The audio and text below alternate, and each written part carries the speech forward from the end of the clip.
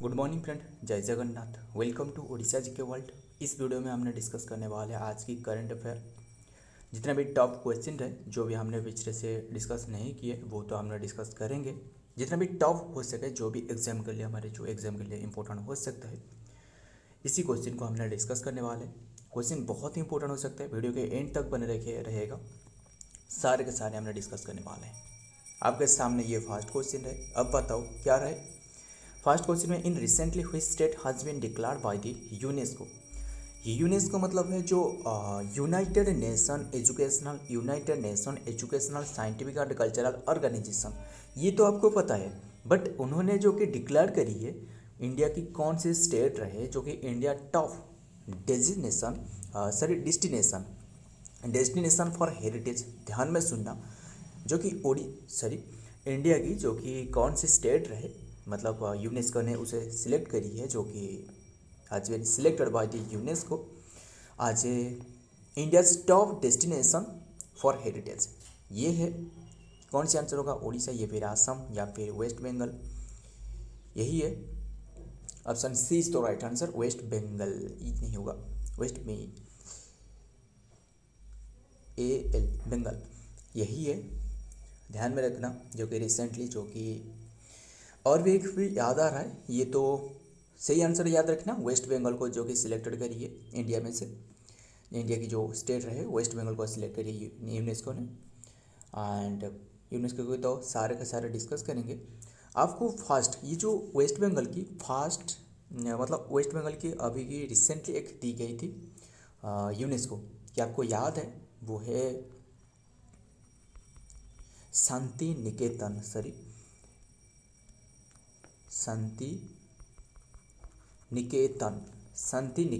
शांति निकेतन जो कि ये यूनेस्को में शामिल करी गई है। कौन सी ईयर पूछे तो 2023 में हमने डिस्कस करी थी इसके बारे में, शांति निकेतन के बारे में। एंड बात करें यूनेस्को के बारे में, इसका एस्टेब्लिशमेंट भी जान लेना। इसका एस्टेब्लिशमेंट करवाया क्या है, 16 नवंबर 1945 में इसका एस्टेब्लिशमेंट करवाया है। कौन सी प्लेस में, लंदन यूनाइटेड किंगडम में इसका स्थापना करवाया गया है। बट अभी के टाइम में इसका हेडक्वार्टर आपको लंदन में नहीं मिलेगा। हेडक्वार्टर कौन सी प्लेस में रहे, अब बताओ इसका हेडक्वार्टर के बारे में। हेडक्वार्टर ये आपको पेरिस फ्रांस में मिलेगा। ध्यान में रखना सारे के सारे। इसका तो फुल फॉर्म हमने आपको बता दिया, जो कि United Nation Educational Scientific and Cultural Organisation. देखते हैं इसके डिटेल में क्या रहे। वही है वेस्ट बंगाल चीफ मिनिस्टर जो कि ममता बनर्जी रहे, ये तो आपको पता ही है, वुमेन चीफ मिनिस्टर है।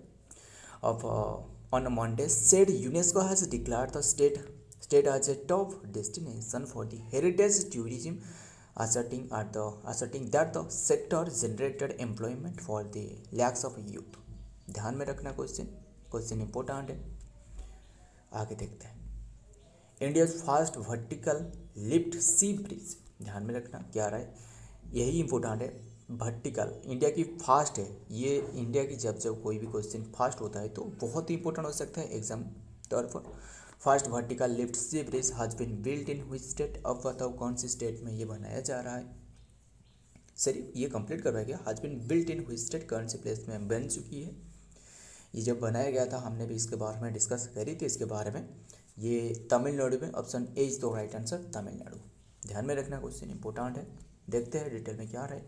India's fast vertical lift sea bridge the new Padma bridge, इसका नाम क्या है, new Padman bridge, is located in Tamil Nadu. India's fast vertical railway sea bridge the new Padman sea bridge showed its strength on the, बस यही याद रखना है आपको। क्या याद रखना है, ये तमिलनाडु में बनाया गया है, नाम है पद्मन ब्रिज, बस यही है। एंड इंडिया की ये फास्ट इसलिए इम्पोर्टेंट है आपके लिए, काफ़ी इम्पोर्टेंट है। अब बताओ ये क्वेश्चन में क्या आ रहा है, हु हैज लॉन्च, बहुत इंपॉर्टेंट है, ध्यान में रखना। Who has launch the European space agency PROBA 3 mission को किसने लॉन्च करी है, रॉकेट PSLV C-59 से, जो कि कौन सी स्पेस एजेंसी ने ये लॉन्च करी है, ये तो आपको पता ही है। ये PSLV आएगा तो ये किसका रॉकेट है? ये इसरो की है। ऑप्शन सी इज तो राइट आंसर। सो याद रखना, ध्यान में रखना, ये PSLV-C59 से ये इसरो ने लॉन्च करी है। एंड ये जो लॉन्च करी है ना, इसमें जो कि 2 सैटेलाइट रहे, ध्यान में रखना 2 सैटेलाइट रहे। एंड टोटल इसका जो टोटल वेट वजन आपको पूछे तो 550 kg की है। एंड बस यही याद रखना, ये दोनों सैटेलाइट रहे, एक का नाम आपको पूछे तो जो कि कोरोनाग्राफ स्पेसक्राफ्ट एंड दूसरा जो रहे वो है ओसिलेटर स्पेसक्राफ्ट, ध्यान में रखना। सो एंड ये जो चक्कर लगाने वाला है धरती से 100, जो कि दोनों सैटेलाइट 150 मीटर दूरी पर ये चक्कर लगाने वाला है, अर्थ की चक्कर लगाने वाला है। सो याद रखना। एंड देखते हैं इसका डिटेल में भी क्या रहे। यही है, ISRO successfully launch the PROBA 3 mission on board PSLV-59 rocket. ये सोलार एक्सपेरिमेंट अंडरटेकिंग एंड ये एक सोलार एक्सपेरिमेंट है, ध्यान में रखना। Why the European space agency के द्वारा इसरो सक्सेसफुली लॉन्च, तो बस यही याद रखना, हमने तो डिस्कस कर ली। एंड अब बताओ, ये इसरो के बारे में थोड़ा बहुत भी हमने डिस्कस कर लेते हैं। इंडियन स्पेस रिसर्च ऑर्गेनाइजेशन, ठीक है, इसका हेडक्वार्टर कौन सी प्लेस में है? इसका हेडक्वार्टर बेंगलुरु यानी कर्नाटक में रहे। इसका स्थापना अब बताओ, एस्टेब्लिशमेंट, ये हेडक्वार्टर होगा, एस्टेब्लिशमेंट है 1969। बट आपको एग्जैक्ट डेट आपको पूछे तो ये भी 59 अगस्त, याद रखना, जो कि बस यही याद रखना। एंड ये इसके जो चीफ वो है सोमनाथ, डॉक्टर सोमनाथ, ध्यान में रखना। देखते हैं आगे क्या है। अब बताओ नेक्स्ट में क्या है, नंबर 4 में 13th नेशनल सीड कांग्रेस, ध्यान में रखना, 13th national seed Congress NSCC was held in which place, कौन से प्लेस में ये हो रहा है?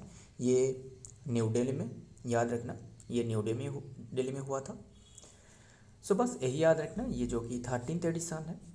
देखते हैं आगे क्या रहा है डिटेल में। The 3-day event held from November 28 to 13 तक भी हो रहा था at the international rice research institute south Asia region centre, जो ISRC रहे वाराणसी। ओवर 700 डेलीगेट यहाँ विजिट करी है, including the expert and policy maker, industry leader and scholar and farmers participate करी है। ध्यान में रखना, क्वेश्चन इंपॉर्टेंट है। क्यों इंपॉर्टेंट है? 13th नेशनल सीड कांग्रेस कौन सी प्लेस में ये हुआ था, ये आपको पूछे तो न्यू दिल्ली में, बस यही याद रखना, यही इंपॉर्टेंट है। आगे देखते हैं 5 क्वेश्चन का आंसर बताओ। Asia women handball championship was held in which place, कौन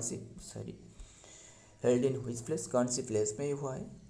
यानी कौन सी प्लेस है सही आंसर, कौन सी प्लेस नहीं हुआ, कौन सी country?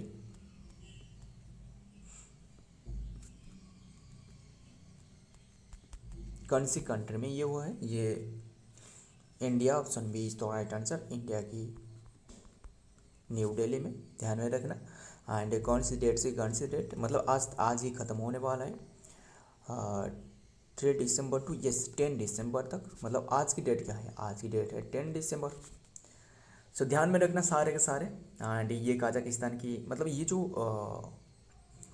Hand championship, women's handball championship, ये काजाकिस्तान में होने वाला था। काजाकिस्तान की जो अल्माती में होना था, अल्माटी में, जो कि ये चेंज करवाया गया, अल्माटी में होना था बट ये चेंज करके ये इंडिया शिफ्ट करवाया गया, बस यही याद रखना। देखते हैं आगे